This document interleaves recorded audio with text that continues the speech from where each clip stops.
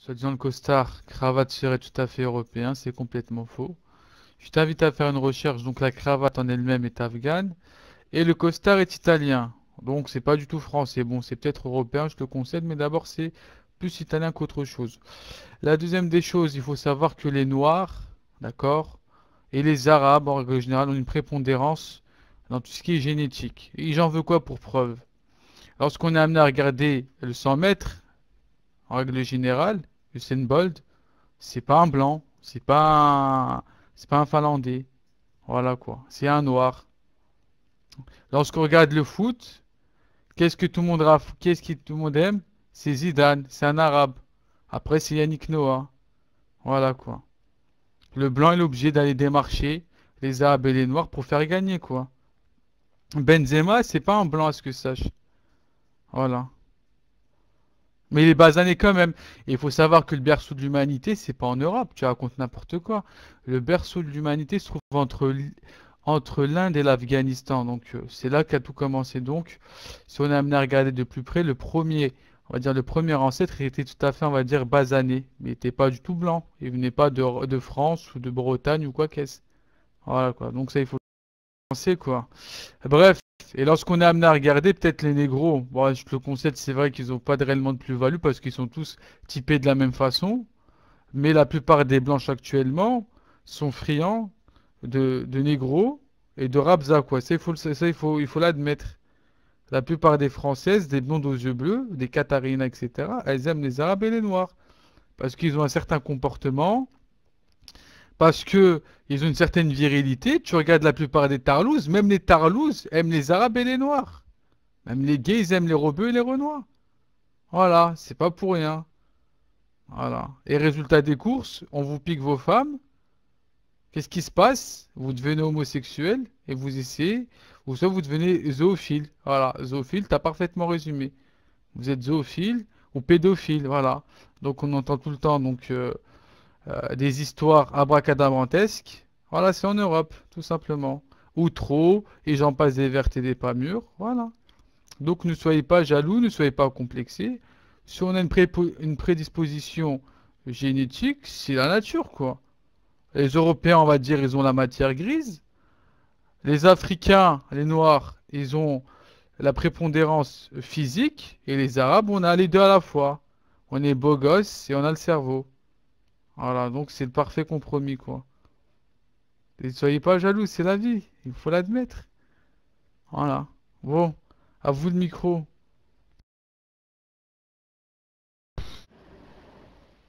Les musulmans, avant de faire l'émigration, avant qu'ils émigrent, ils ont été dépouillés de leurs biens. D'accord? Ils ont été dépouillés de leurs biens. Ils ont immigré. Ensuite, le prophète sallallahu alayhi wa sallam aussi, il a immigré. D'accord? Mais ils ont toujours été dépouillés de leurs biens. Qu'est-ce qu'il a fait le prophète? Il est parti récupérer ce qui leur revenait. C'est-à-dire, ils se sont donné les moyens d'aller chercher ce qui leur appartient. Ok? Alors tu me dis, ouais, c'est haram. Comment ça? Donc c'est haram, toi, c'est haram. Comment ça, tu donnes ton argent à quelqu'un qui va utiliser cet argent pour mettre dans la gêne, dans la mort, ton frère? Hein? C'est ça? Alors moi, tu me ramènes des dalils. Moi, je te parle du prophète. Le prophète, le jour où les musulmans de Mecca, ils ont dû fuir, ils se sont fait prendre leurs biens. Le jour où le prophète sallallahu alayhi wa sallam était dans les moyens de récupérer ses biens, il a récupéré ses biens. D'accord? Donc ça, c'est déjà la première. Il s'est donné quels moyens? Les moyens qu'on utilise, ils sont légaux. J'ai le droit d'acheter ce que je veux quand même. Et si j'ai pas envie d'acheter Israël, j'ai le droit d'acheter Israël, de pas acheter Israël. Subhanallah. Oui, ben écoute, Âge de pierre, voilà, je suis l'une des fondatrices du mouvement BDS dans ma ville. J'ai planté le drapeau de la Palestine dans ma ville. Je l'ai planté devant la mairie. Je l'ai planté devant la mosquée. Je l'ai planté au marché. En fait, je l'ai planté partout. Tu vois, maintenant, même on m'appelle Palestine. Et moi, je veux dire, tu sais quoi, Cheikh Faouzan? C'est pas bien ce que tu fais. Parce que tu sais les savants que tu es en train de suivre. Voilà, les savants que tu es en train de suivre. Ces gens-là, ils marchent main dans la main avec les sionistes. Main dans la main. Peut-être même, Starfallah, bon, je ne vais pas faire de la calomnie parce que j'ai pas envie de prendre leur péché. Ils marchent, ces savants, ils sont payés des sommes exorbitantes. C'est une honte. La science d'Allah, c'est gratuit. Écoute-moi bien, c'est faux. Tu dis que votre arme, c'est... Allah, il vous a pas écouté dans vos doigts. Écoute-moi bien, tu sais, la doua, pour qu'elle soit exaucée, il faut qu'elle vienne d'un cœur pur. Tu comprends? Voilà, il faut qu'elle vienne d'un cœur pur. Voilà. Et alors, et quand tu désires pas pour ton frère ce que tu désires pour toi, autant pour toi que pour ton frère, à ce moment-là, tu peux pas dire ta doua, elle va monter au ciel, elle va redescendre tout de suite. Voilà. Et de toute façon, je ne vais pas m'éterniser sur le micro. Si vous voulez, on peut attaquer c'est-à-dire se rapprocher seulement uniquement cette chose-là. Le boycott, est-ce que c'est une innovation? Bon, mais j'ai jamais entendu quelque chose de plus ridicule que ça. Moi, j'ai de l'argent. Le jour où je me retrouvais devant Dieu, Allah il va me dire, qu'est-ce que tu as fait? Je t'ai donné de l'argent, qu'est-ce que tu as fait avec cet argent? Je vais lui dire, j'ai acheté ça, j'ai acheté ça, j'ai acheté ça. En tout cas, je sais que devant Allah, mon argent, il ne sera pas parti dans les caisses israéliennes. Et les caisses israéliennes, vous savez très bien que l'État, il est associé avec ses habitants. En fait, toutes les entreprises, l'État, il possède le fonds en fait 50%. 50%, et oui, c'est-à-dire le capital provient de l'État, le fonds social juif. Donc quand vous achetez un produit qui vient d'Israël, sachez que la moitié, c'est vrai qu'il y a la moitié qui va aller aux commerçants, mais même le commerçant, il contribue, il paye des impôts, il contribue à une économie criminelle. Donc cette moitié, elle retourne dans la caisse de l'État.